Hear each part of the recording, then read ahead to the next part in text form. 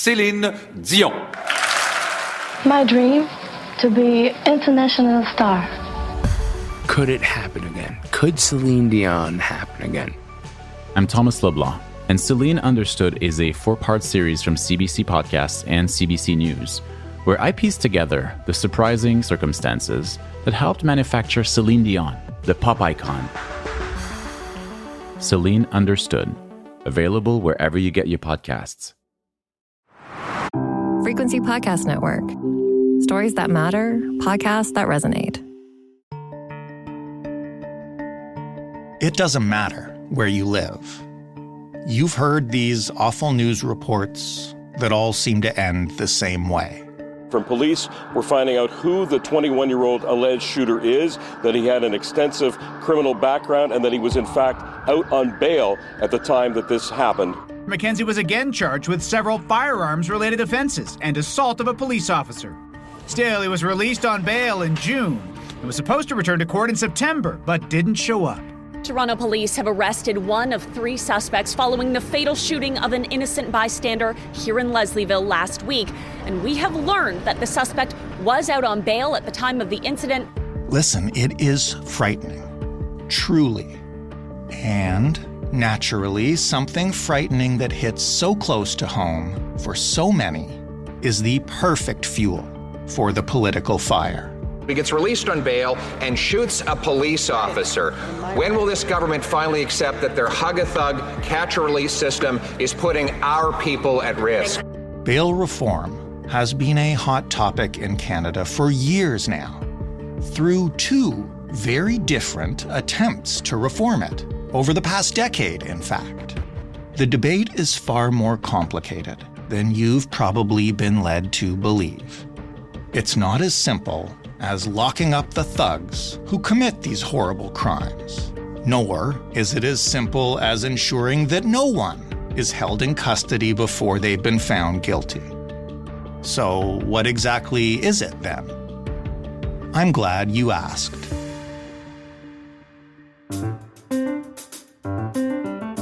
I'm Jordan Heath-Rawlings. This is The Big Story.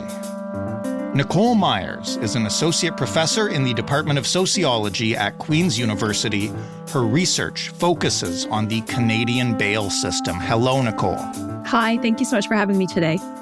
Do we know, and I don't even know if we keep these statistics, do we know how many people are quote unquote out on bail at any given time? Not that I'm aware of. I mean, this is one of the biggest difficulties that we have. I mean, aside from moving away from the challenges of people being hurt, but that we really do lack high quality systematic data across the country, and we even lack it in a more localized way, so that we're unable to say with any accuracy, how many people are on bail right now. Of the people who are on bail, how many people successfully complete their bail without committing an offense? Because that's sort of the flip of this, that we very often hear about the tragic and the very serious, but embedded in that is the success of many folks within this system. And you can tell me, obviously, if I'm wrong, but these tragedies that we're talking about, and we played a montage of them in the intro, aren't just happening now. Like, this is stuff that has happened as long as we've had a bail system. So can you kind of give us some context about when and why bail reform became such a big political issue in Canada? Like, was there a tipping point where this just got in front of everybody? I think that's a good question, because I think everything you said is true and accurate. And I was thinking about sort of, when did we see this shift? And if I can just take one moment to go back a little bit further in history. So if we look at Canada, the issue with our population in pretrial detention, we started really seeing markers that was an issue in the early 2000s or so. And then year after year after year, we continued to see more and more people being held in pretrial detention. And that meant that when we looked at our provincial institutions, more and more people are in there who are legally innocent than are there who have been convicted and sentenced to be there to serve a sentence. And so this starts in the early 2000s, and we continue to see this getting, the numbers of the disparity growing and growing. And we're starting to also at that time hear some more concerns, very legitimate concerns, about the overrepresentation of Indigenous people in custody, of Black people, of other folks that are marginalized in the community with mental health or substance use issues. And so we see that there's a particular population who is likely experiencing this more and having more difficulties that flow from this. And then in a very fairly substantial report that I co-authored with the Canadian Civil Liberties Association that came out in 2014, we really were trying to highlight these kinds of ongoing issues and the disproportionate impact on certain groups. We then, in sort of 2019, is when Bill C-75 ends up coming into effect. So there's a bit of a lead up on time on that. But what we're really seeing here was a response to the Supreme Court of Canada's decision in R versus Antic that said, we need to centralize this principle of restraint, that we don't want to hold people in custody unnecessarily. And if we're releasing them into the community, we want to make sure that the conditions or the supervision we're imposing are reasonable to comply with. Why don't you stop for a second and explain that precedent-setting case then, R versus Antic? Absolutely. So in this particular case, it was a unanimous decision by the Supreme Court of Canada, sending a very clear message that we have a problem with our bail system, that we are simply holding far too many folks inside for lengthy periods of time, and that what has sort of happened is sort of a move away from the very central and fundamental principles about how our system is supposed to operate, centering things like the right to be presumed innocent, the right to reasonable bail. And so the Supreme Court was saying, we really have to be very restrained that, yes, there are some people that need to be detained. They are too risky of fleeing and not coming back, or they're too risky of causing harm in the community. But we want to be really selective and really careful about who it is we decide to keep in custody at the front end when you are considered legally innocent of the allegations. And so the Supreme Court came out and was saying, we have to be more restrained in this, and we need to be sort of mindful of the disproportionate impact. And so much of what Bill C-75 was a few years later was really the House encoding much of what the Supreme Court had already said in its ruling. So there was nothing terribly dramatic about what was being proposed with C-75, just an encoding of what the Supreme Court was saying. And then C-75 also, it said that decision makers really need to think about the circumstances of Indigenous people and other vulnerable groups that are overrepresented. And it increased the police's power to be able to release accused and provided them with an additional available option, what they were called as judicial referral hearings.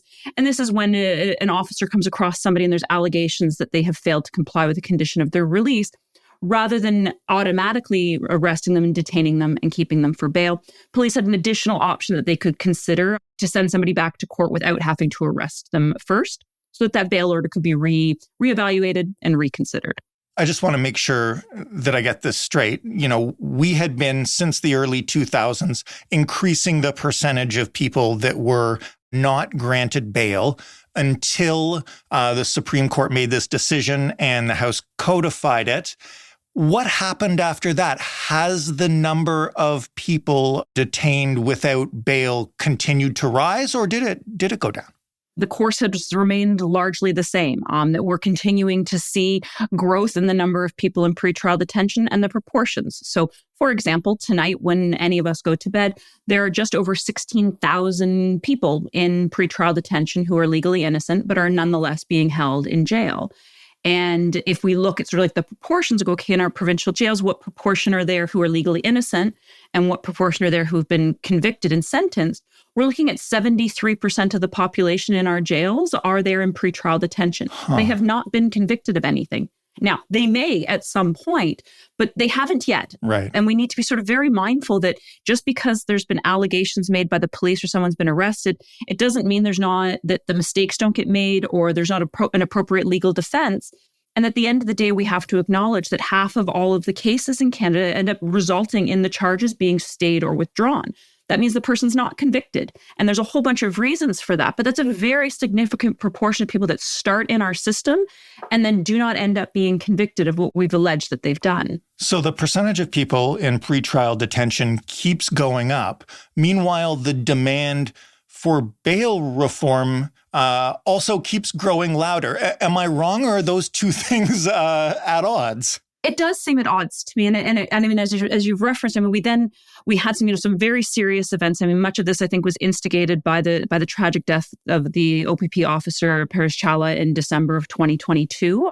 And that seemed to sort of really reinvigorate this debate and conversation, and a real sort of pushback of seeing Bill C-75 as somehow making our bail system really easy and super lenient. And it didn't do any of those things. if anything, it has not had the kind of impact that was intended of, emphasizing the importance of restraint and trying to reduce the size of our pretrial detention population.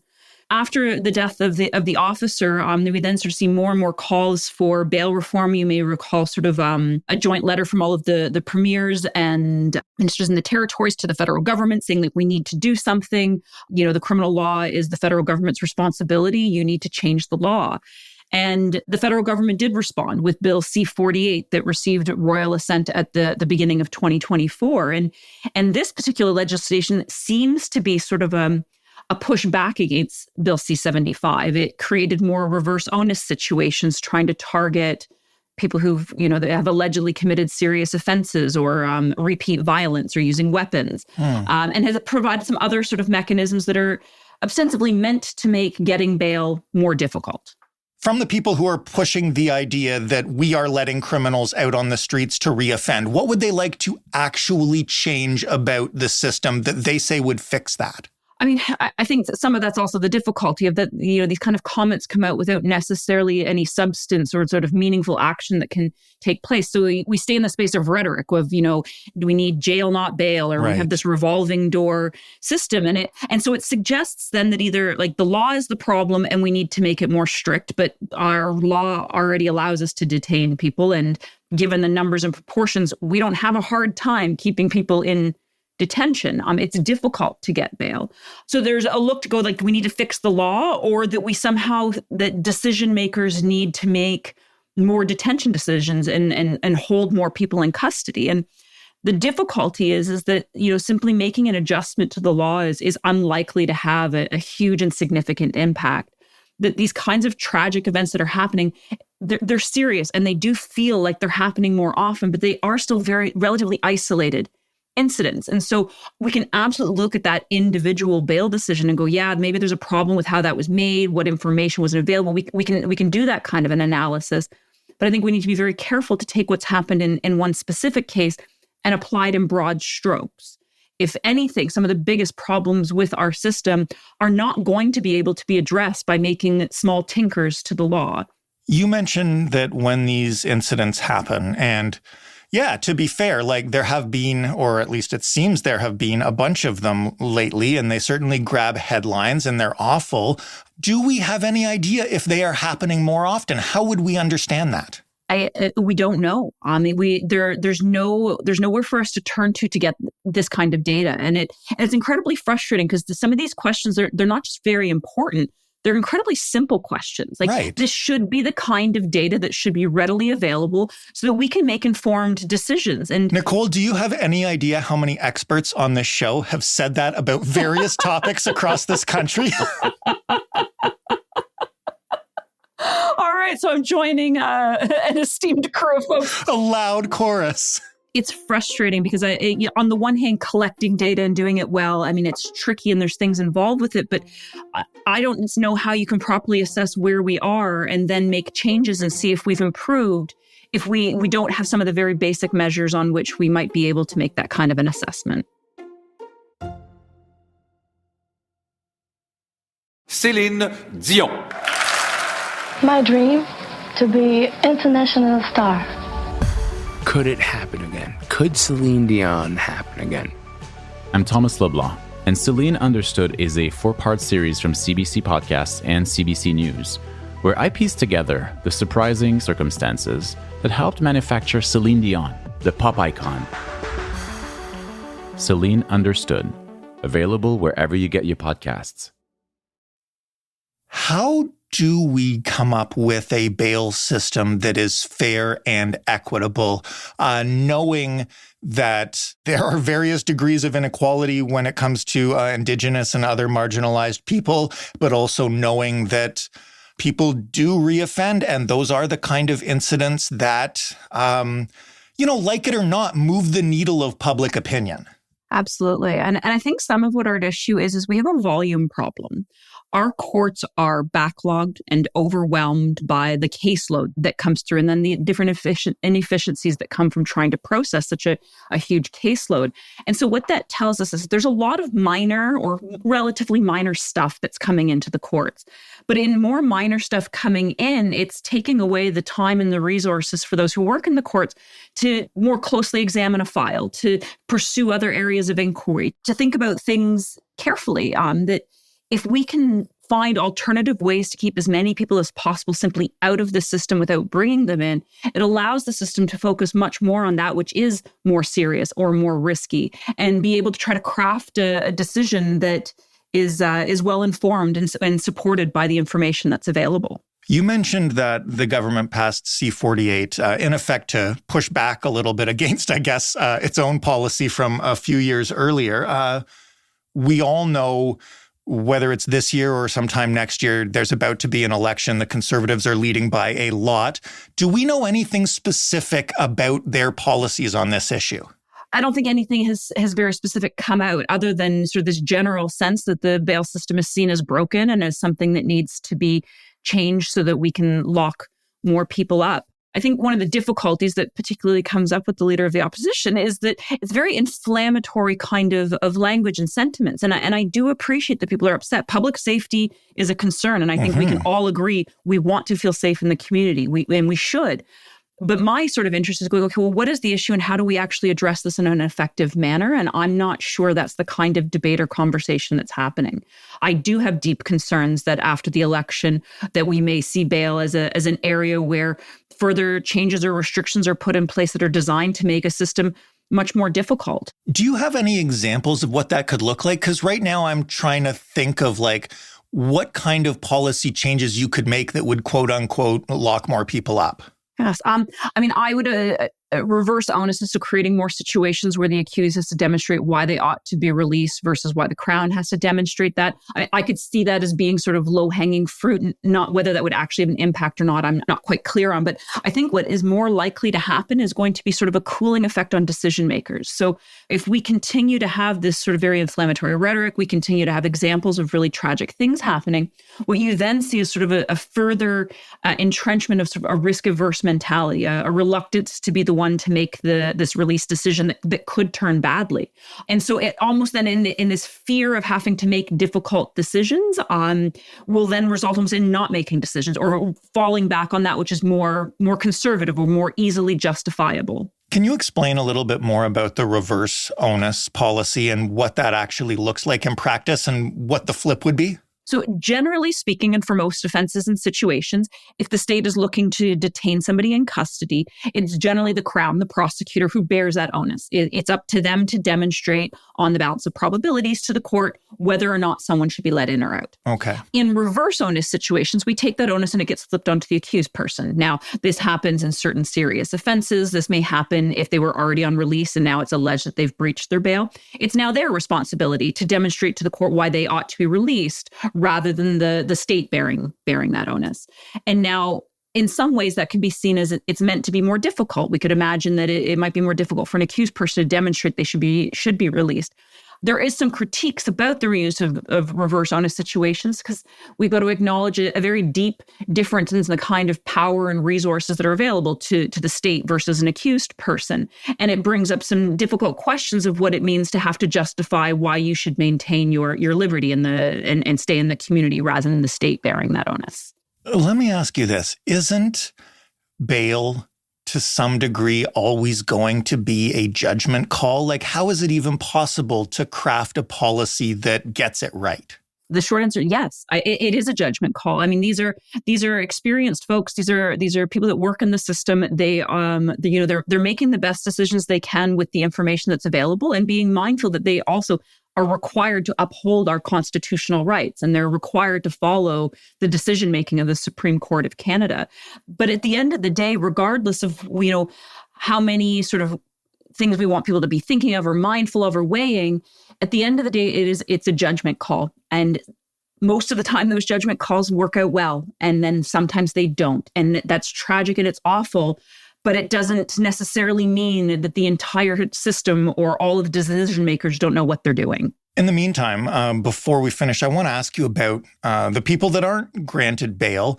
And now I'm afraid I have to ask you for more data, which you might not have. What do we know about how long pretrial detention can usually last? And do we know what percentage of people held in pretrial detention are eventually released and found innocent? Great questions. No, we don't really have the data to be able to study those things, but I think you point out it does signal something quite important. So on average for folks in pretrial, you're looking at people spending about 7 days. That's the most recent data that we've been able to get from Statistics Canada, but there's huge variability in there. So what you have is a large number of people who are going to come in and spend a short amount of time, 1, 2, 3 days. And then a small number of people who are going to spend an incredibly long amount of time. They've been denied bail. They want to go to trial. They may stay in for years before their matters are resolved. So you've got these two different sort of populations. And what criminological evidence tells us, though, is that whether you're in custody for a short period of time or a long period of time, that time is criminogenic. Time spent in jail makes it more, not less likely that people are going to commit offenses. And so we also want to be mindful that as much as we may want to hold people in, we want to prevent this, we need to do something, is that in doing so, we may be making them more risky rather than less risky, creating additional threats to public safety that will come out down the road rather than necessarily right in this moment.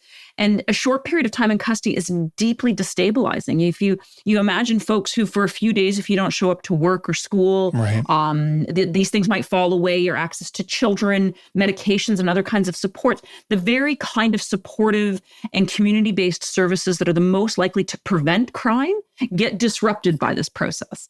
And so again, some of it's this question of, are we interested in short-term public safety or long-term public safety? And maybe we're interested in both. But if we focus so short-term on, if we just lock everyone up at the front end, what ramifications does this have later on for making things worse rather than better? Any time that someone spends in pretrial detention on the front end is generally reduced off of the sentence that's imposed if they are convicted. And that can be a little bit tricky because it starts to make sentences look more lenient than they actually are because they are taking credit in from before. But during any time that people are in pretrial detention, there's no programming or services or rehabilitative, educational, any of those kinds of things. You need someone to be convicted before we can intervene in those ways. And so the more time people spend on the front end makes for shorter sentences on the back end, reducing our time to do that rehabilitative piece. We've spent most of the time talking about people pushing for more strict bail, being politicians, being people who are making this a political fight. But there have also been advocacy groups, community groups like small business owners raising the issue of public safety, that their communities don't feel safe. And I know we don't have necessarily a perfect answer to that, but how would you respond to those concerns as opposed to the ones coming from people who are trying to win an election? Absolutely. And they, as you point out, they're different concerns, but they're also quite similar and very understandably business owners and people that want to be, out in the community, they feel threatened, they don't feel safe. And whether that's in a physical violence way, or perhaps it's shop owners who are, witnessing a lot of property offenses happening in their business. And I think in some ways, there's sort of two different ways of looking at it. The one is going, okay, what do we know has an impact on crime? And that is keeping people in the community, providing supports, housing, mental health services, substance use supports, all of these different kinds of things will help reduce crime. And, they're expensive, and the pandemic went and disrupted all these kinds of things that are in place. But if we're looking at what's been happening sort of post-pandemic, some of this is because of a deterioration of that social safety net, that welfarist approach of taking care of folks. So there's the one element that involves those kinds of areas that we really need to focus our attention on if we're actually interested in doing something effective and to preserve public safety. The other is looking at our bail system and again going, okay, how do we best support police officers in exercising their discretion and making sure that they are able to use, for example, the judicial referral hearing if they determine that that's the most appropriate thing to do. And if then people are coming into the system going, okay, can we make this bail decision relatively quickly? And so that if you're coming in and you're going to be released back, let's get you back out into the community as quickly as possible. But then let's make sure that we've set up supports. If you're someone who is precariously housed, can we provide you with housing and a safe space to be? How do we make sure that the conditions that one has to comply with are reasonable and possible for someone to comply with, that we're not setting people up for failure?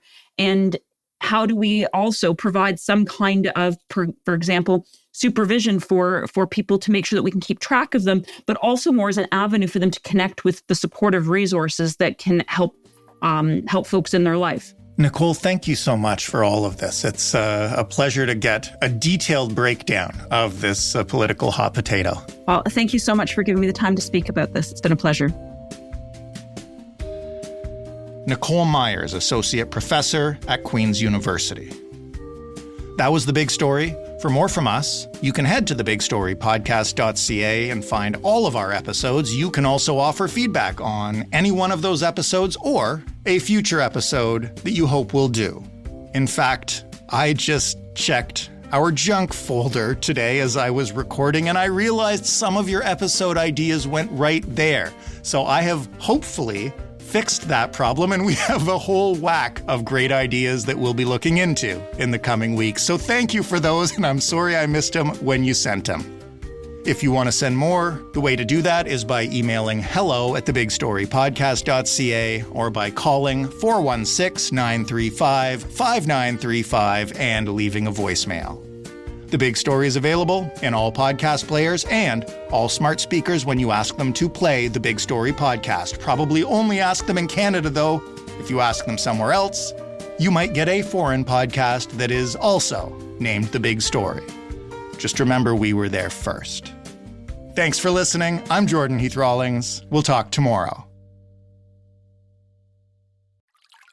Ah, small business owner. So you wish to be at one with your enterprise. First, you must attain inner peace of small business insurance. This is Zensurance. If you're self-employed, an entrepreneur, or a contractor, peace of mind is just a click away at Zensurance.com, Canada's leading source for small business insurance. It's quick, easy, and affordable. Get an instant price today at Zensurance.com. Céline Dion. My dream, to be international star.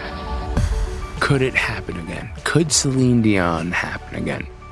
I'm Thomas Leblanc, and Celine Understood is a 4-part series from CBC Podcasts and CBC News, where I piece together the surprising circumstances that helped manufacture Celine Dion, the pop icon. Celine Understood, available wherever you get your podcasts.